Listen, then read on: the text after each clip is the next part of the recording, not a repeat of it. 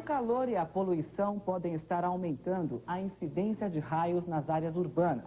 O aumento de raios nas cidades preocupa os pesquisadores do Instituto Nacional de Pesquisas Espaciais, o INPE. Neste verão, já foram registradas 17 mortes em todo o país. 5 delas só na região da Grande São Paulo. A repórter Laila Dawa sobrevoa a cidade e tem as informações. Laila. Pois é, Luciana, no dia 12 de janeiro, um funcionário público de 62 anos morreu atingido por um raio no Parque do Carmo, na zona leste da capital. 2 dias depois, 2 adolescentes que estavam brincando aqui no Parque Vila Lobos, na zona oeste, também morreram por causa de uma tempestade de raios. No dia 24 de janeiro, um estudante de 15 anos foi morto em Santo André. Nesta semana, uma mulher grávida de 4 meses morreu na zona sul. Outras 3 mortes foram registradas em Salesópolis, Guaratinguetá e Cubatão. Todos esses casos no estado de São Paulo. A maioria das pessoas estava em áreas descampadas. E o que mais chama a atenção é que a maioria das mortes ocorreu em áreas urbanas.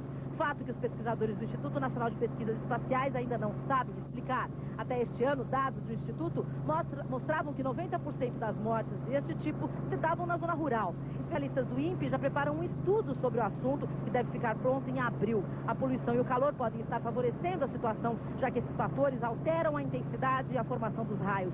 Portanto, em dias de chuva, todo cuidado é pouco. E a previsão do tempo para todo o estado hoje é de tempo parcialmente nublado a nublado com chuva. Portanto, preste atenção. A mínima no estado, 17 graus, máxima 32 graus. Na capital, neste momento, 29 graus. Voltamos ao estúdio. Já está disponível na internet um manual com dicas de prevenção sobre raios. O Brasil é o país onde a incidência de descargas elétricas é a maior do mundo. Um lugar descampado e com muitas árvores. Quando começa a chover, é o local menos indicado para você ficar, porque a chuva traz os raios e os raios podem matar.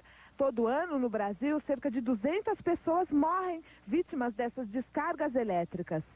Para evitar que mais casos como estes aconteçam, a Defesa Civil do Estado, em conjunto com o Instituto Nacional de Pesquisas Espaciais, elaborou um manual. Raios, o que são e o que fazer para evitá-los. O objetivo de estar jogando esse manual à disposição de toda a população é que as pessoas aprendam como não se tornar vulneráveis a esse tipo de problema.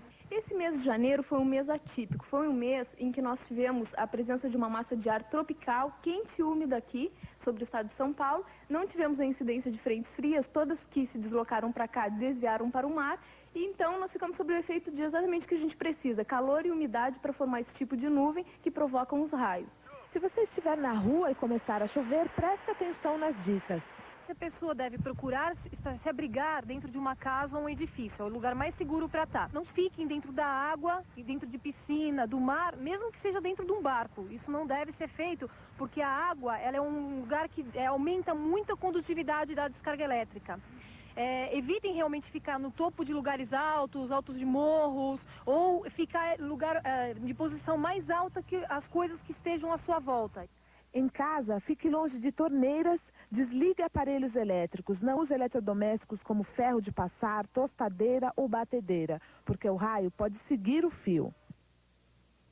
Quem quiser ver as dicas do manual, raios, o que são e o que fazer para evitá-los, deve acessar o site www.defesacivil.cemil.gov.br, repetindo, www.defesacivil.cemil.gov.br. Deixa eu ver um trecho dessa reportagem e preste atenção, porque o negócio é o seguinte, é muito raio e muita gente morrendo por causa de raio. Coisa é essa? São 18 pessoas que eu tenho a referência aí, em pouco mais de 20 dias, quase uma pessoa por dia morrendo por causa de raio. Estranho isso, não é? O Magrão, leva ali, ó, bota na tela, por gentileza, Chateau. As pessoas que foram atingidas, elas estavam vulneráveis à situação de raio, porque elas estavam ou em campos muito abertos, estavam debaixo de quiosque, que é um abrigo isolado, estavam andando de bicicleta, que é exatamente o que não se deve fazer quando existe uma tempestade com raios. Então, por isso que nós queremos mostrar às pessoas o que elas devem fazer para não ficar vulneráveis.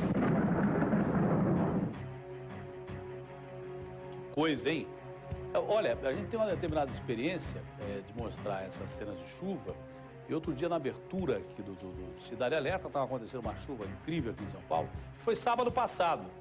Quando nós mostramos o horizonte, o que tinha de raio, meu amigo, era uma coisa impressionante.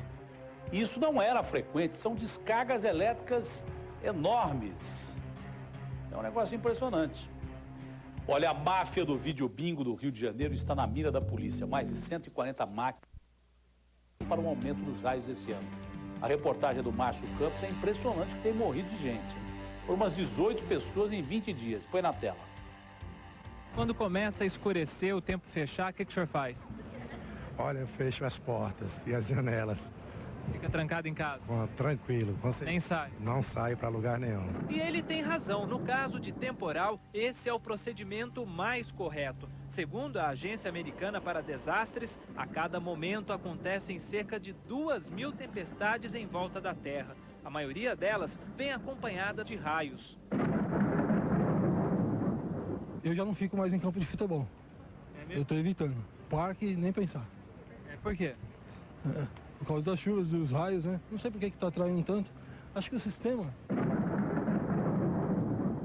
A meteorologista da Defesa Civil de São Paulo explica que a incidência de raios esse ano é maior do que a registrada no mesmo período do ano passado, devido à falta de frentes frias. A gente está tendo predomínio de frentes quentes, que são caracterizadas por temperaturas elevadas e muita umidade. Daí isso é o ingrediente necessário e principal para o desenvolvimento de nuvens altas, típicas de tempestades, com muito raio e muito granizo. Segundo o Instituto Nacional de Pesquisas Espaciais, os raios causam um prejuízo anual ao Brasil de cerca de 200 milhões de dólares. Mas as perdas não são só materiais. Estas mesmas descargas elétricas tiram a vida de cerca de 200 pessoas por ano. Só em janeiro deste ano foram 17 casos, 7 em São Paulo.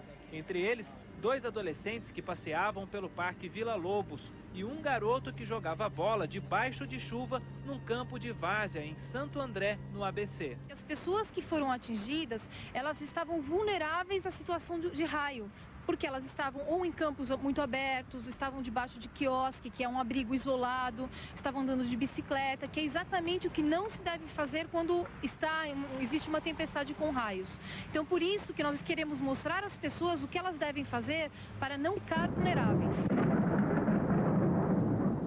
As orientações de como agir durante um temporal estão nesta cartilha infantil que será distribuída às escolas e no site www.defesacivil.cemil.sp.gov.br. Não acredite no dito popular de que um raio não cai 2 vezes no mesmo lugar ou na mesma pessoa. De acordo com a Agência Americana para Desastres, um guarda florestal dos Estados Unidos foi atingido 7 vezes. Ele foi jogado para longe, perdeu os sapatos, uma unha do dedo do pé e ainda teve a audição prejudicada. Mesmo assim, ele está vivo e continua trabalhando nos parques. Com imagens de Sandra Alves, Márcio Campos para o Cidade Alerta. Olha, não é por nada não, mas esse guarda florestal que foi atingido 7 vezes por raio é um pé frio, ou então ele deve ter pino pelo corpo inteiro, não é possível. 7 vezes o cara ser atingido por um raio é muita falta de sorte, hein, ó? Não é não? Mas tome cuidado com os raios, que a estatística é impressionante. Aliás, uma reportagem muito bem feita e esclarecedora. 18 pessoas morreram, um agricultor teve morte instantânea depois de ser atingido por um raio.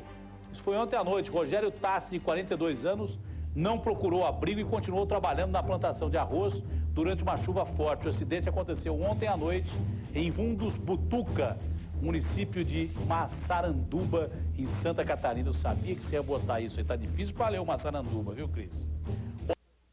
Do Instituto Nacional de Pesquisas Espaciais, as mortes chegam a 200 por ano e os prejuízos passam de 400 milhões de reais.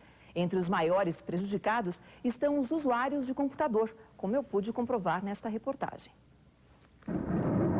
Era final de tarde. No céu de São Paulo, raios e trovões. Eliana liga o computador e tenta conectar à internet. Não consegue. O modem foi danificado por causa de um raio. Para mim foi uma surpresa.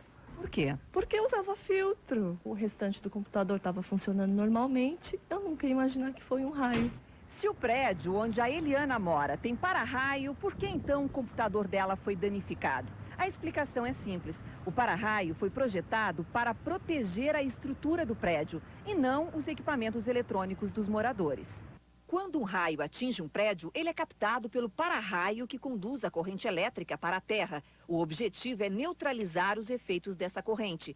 Só que durante a trajetória, a corrente induz uma tensão que pode se propagar através do ar para as redes elétrica e telefônica. É aí que os aparelhos eletrônicos podem ser atingidos. Se a sobrecarga de energia vem pelos cabos elétricos, a fonte do computador será danificada. Quando chega através da rede telefônica, o prejuízo poderá ser no modem do computador. Nesta empresa de assistência técnica na região sul de São Paulo, os raios são os responsáveis por 40% dos computadores danificados. Nós estamos trabalhando hoje com uma média de 70, 80 equipamentos por dia, quase o dobro do tempo normal. Este especialista em raios do Instituto de Eletrotécnica da USP dá um conselho. É preciso evitar o uso do computador durante uma tempestade. E ao desligar o micro, nunca esquecer de desconectá-lo da tomada, para evitar prejuízos. Então, por exemplo, vamos lá, tiramos a tomada, aquele plug, normalmente com 3 pinos. E depois também tirar a linha telefônica do computador. Quando for uma televisão, por exemplo, tirar a antena da televisão.